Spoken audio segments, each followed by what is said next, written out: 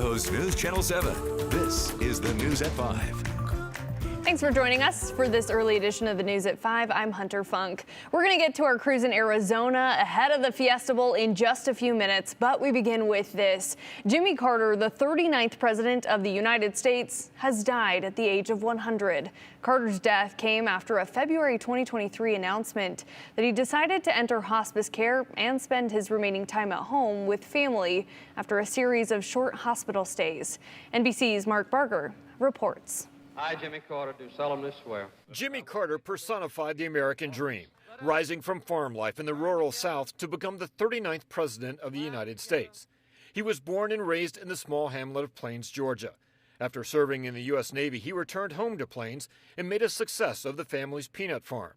He also met Rosalind Smith, the woman who became not only his wife, but his closest advisor.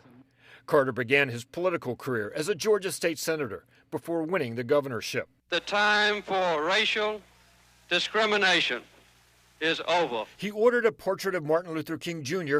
displayed in the Georgia Capitol. My name is Jimmy Carter, and I'm running for president. Carter's 1974 campaign for the White House began as the longest of long shots.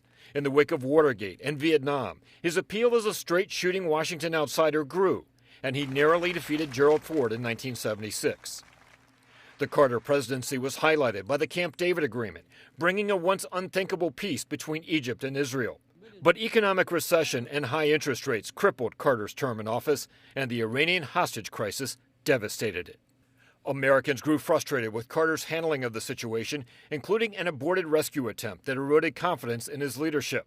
Republicans capitalized in 1980 as Ronald Reagan's sunny optimism ended Carter's re-election bid with a resounding victory. But from that defeat, a remarkable second act. Private citizen Carter began a new career, helping build homes for the poor in America, making Habitat for Humanity an international name, even while focusing on global humanitarian causes.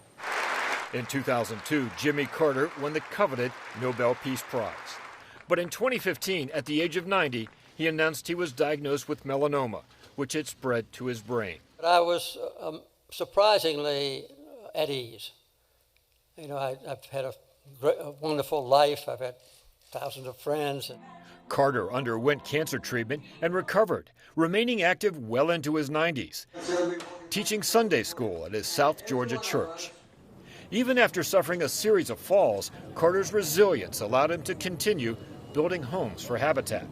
I'd say peace and human rights and treating everybody the same has been what I hope will be my legacy.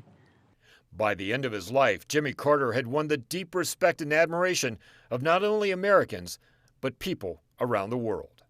Mark Barger, NBC News.